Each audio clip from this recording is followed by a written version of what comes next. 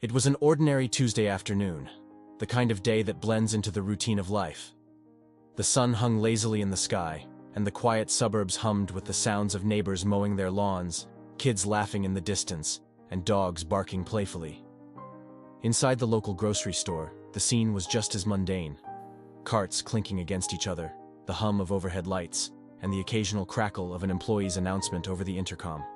Shoppers moved about with purpose, ticking off lists and comparing prices. A woman in the produce aisle sighed as she tried to wrestle her toddler away from the allure of colorful fruits, while an elderly couple carefully selected tomatoes, discussing which ones would make the best sauce for dinner. It was life in its simplest, most ordinary form, until it wasn't. Near the corner of the produce section, where apples were piled high in glistening heaps, a man named Ryan quietly tried to grab a pre-packed bag from the top shelf. Ryan was a little person, and though he was used to the occasional stare or whisper, this moment was no different from any other. He adjusted the strap of his canvas bag over his shoulder, balanced on the tips of his shoes, and reached again. It was just a small, unremarkable struggle, something he had dealt with his entire life. But what happened next would make it a story no one would ever forget. "Need some help, buddy?" The voice cut through the soft chatter of the store like a knife. It was loud, mocking, almost theatrical in its delivery. The man speaking was Thomas, tall and broad-shouldered, dressed casually but carrying himself with the kind of arrogance that turned heads. He leaned against his cart, smirking, making sure his voice was loud enough for everyone nearby to hear. The subtle buzz of the store faltered for a moment as eyes flicked toward the scene. Ryan, who had heard variations of this comment for years, stiffened but said nothing. He was used to pretending not to hear, ignoring the sting of words, and carrying on as though it didn't matter. He grabbed the bag of apples he had been reaching for and dropped it into his cart. To him, silence was often the safest defense. But Thomas wasn't done. He stepped closer, his voice growing louder and crueler. "What's the matter? Can't take a joke?" The corners of his lips curled up as if he were testing the limits of his audience. "You don't need to be so serious. I'm just trying to help you out, little guy." Nearby shoppers began exchanging glances, faces painted with discomfort, some with quiet anger, others with hesitation. It was the kind of moment that freezes people, where everyone knows something is wrong, but no one knows what to do. A woman pushing a cart with a crying baby turned her head, her lips pressed into a thin line, but she didn't stop. A teenager pulling snacks from the shelves looked over and muttered something under his breath. No one moved to intervene, though the tension in the air grew thicker with every passing second. Ryan exhaled through his nose, his fingers curled tightly around the cart's handle. He turned, trying to walk away, but Thomas followed, his laughter short and sharp. "Hey, I'm talking to you. Don't ignore me." There was something about his tone, mocking yet aggressive, that made everyone stop pretending they weren't paying attention. "What's it like down there? Must be fun looking up at the world all the time." Thomas laughed again, as if his words were the height of comedy. The sound echoed off the walls, landing like a punch in the gut. A few people muttered quietly to each other, but no one stepped forward to stop him. Ryan froze. He didn't want to say anything.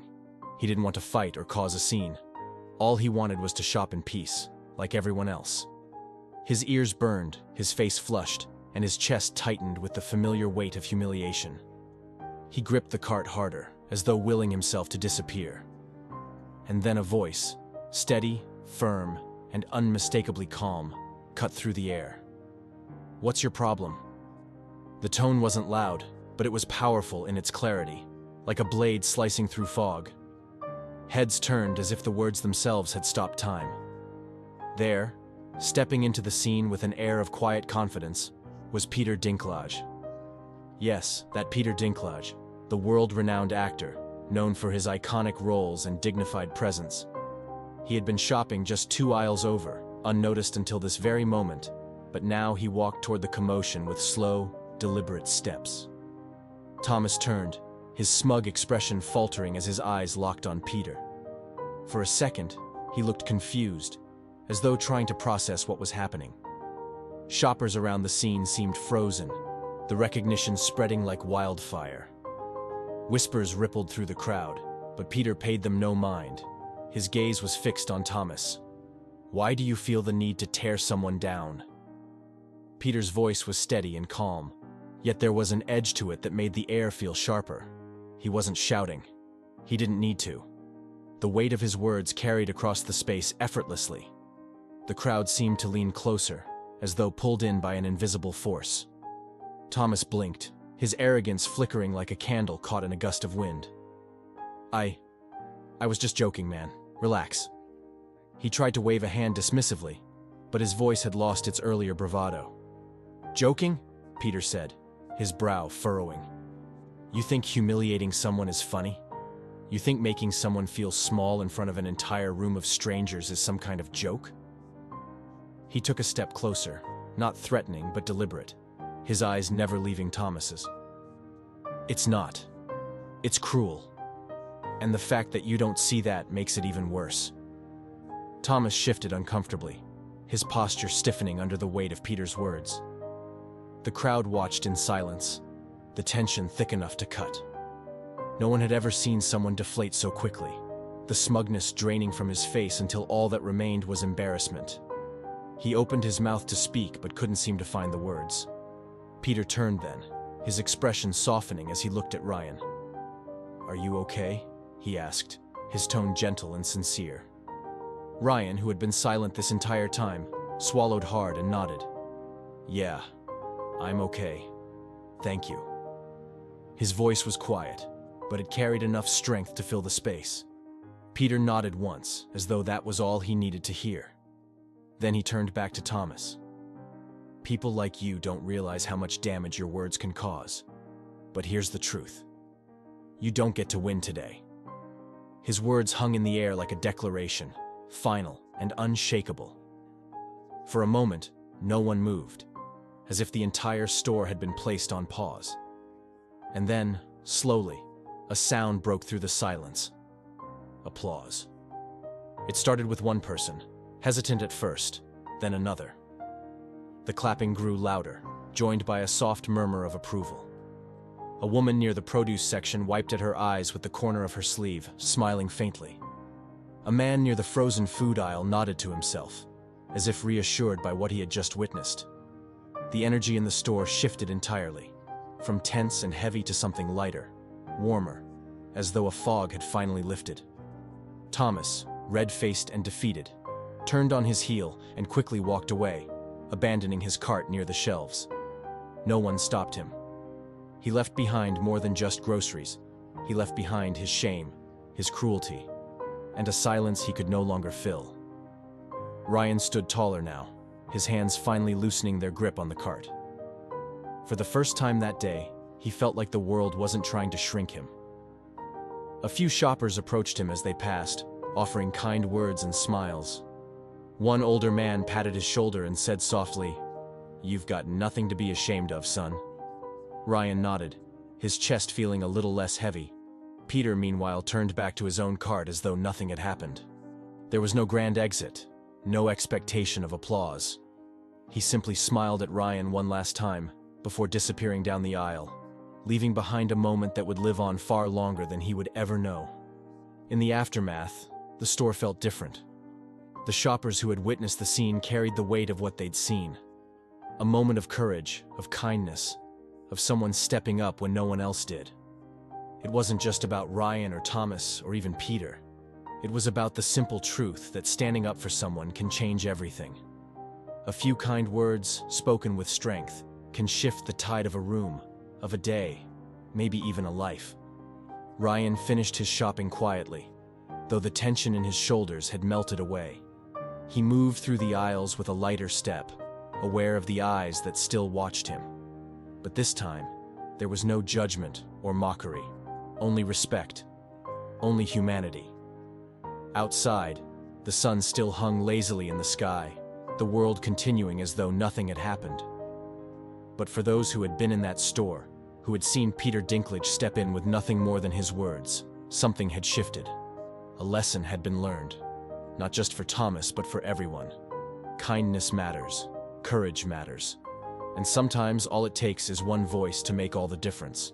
The holiday season carried a magic that felt almost tangible, It wrapped itself around everything. The glow of twinkling lights, the crisp winter air, and the quiet hum of carols drifting through stores. It was a time for joy, a time when belief in something greater felt not only possible but necessary. In one crowded department store, beneath rows of garland and wreaths, that magic was about to take form in the most unexpected of ways. The store was alive with activity, every aisle brimming with hurried shoppers and carts piled high with holiday treasures. A towering Christmas tree stood in the center of the main floor, its branches weighed down with shimmering ornaments and lights that flickered like stars. The air was filled with the faint scent of cinnamon and pine, mixed with the crackling notes of Christmas music playing on a loop. It was a scene of organized chaos, one Peter Dinklage had quietly wandered into, hoping to finish his shopping unnoticed. Wrapped in a dark coat and scarf, Peter moved through the aisles with ease, his cart half filled with neatly chosen items. It was the anonymity of days like this that he enjoyed most, being part of the crowd rather than standing apart from it. A few glances lingered on him, some shoppers recognizing him with widened eyes. But they never approached, respecting his quiet presence among the busyness of the season. It was something Peter appreciated, the ability to disappear into a crowd. He stopped near a display of snow globes, shelves lined with winter scenes captured in swirling flurries of white.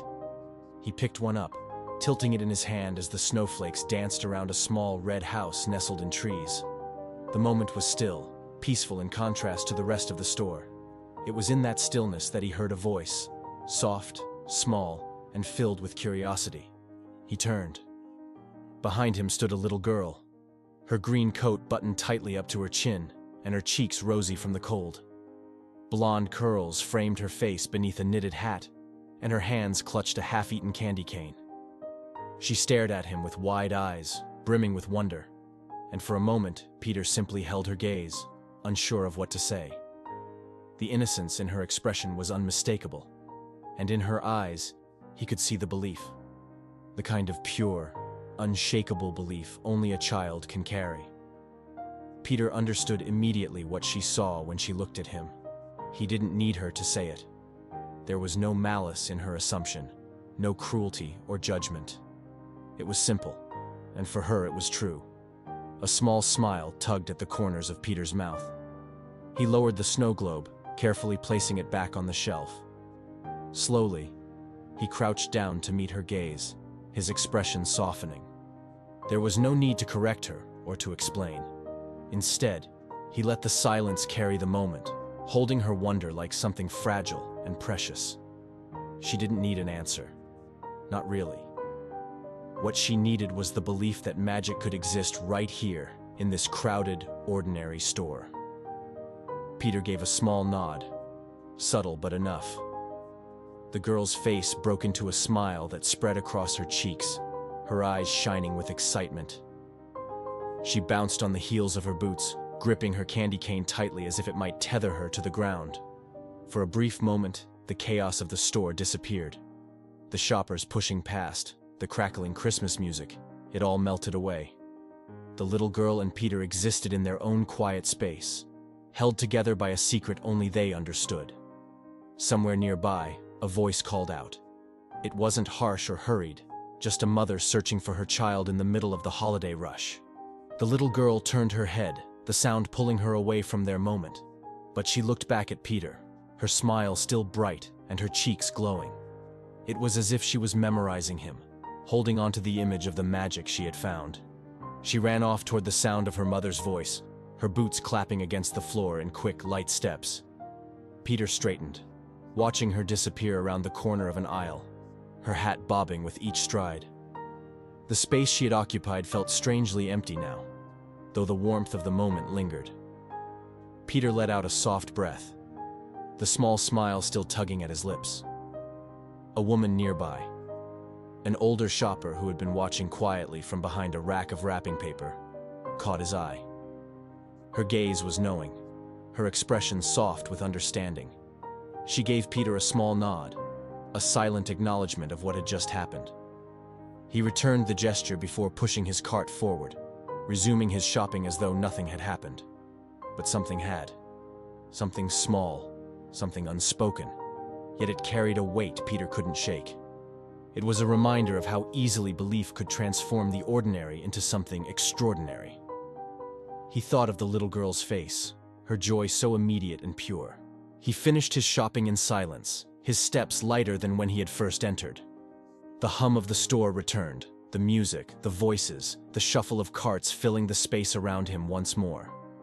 Outside, the day was already starting to fade, the first hints of evening settling over the streets. The parking lot bustled with families loading bags into their cars, their laughter carried on puffs of frosty breath.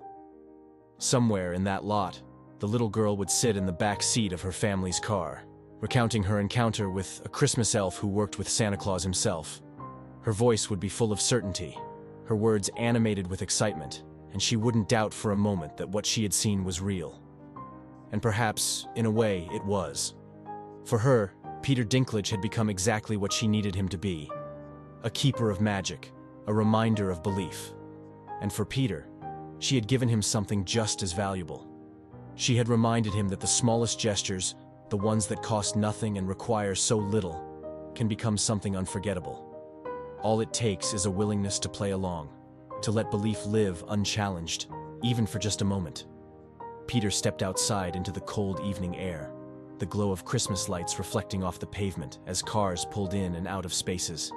He stood still for a moment, breathing in the scent of winter, watching the store's bright decorations flicker like stars against the darkening sky. Somewhere out there, a little girl was carrying the magic of that day with her, and Peter couldn't help but smile. It wasn't much, just a small moment, a shared secret, a tiny bit of magic, but that was enough. Sometimes, that's all the world really needs.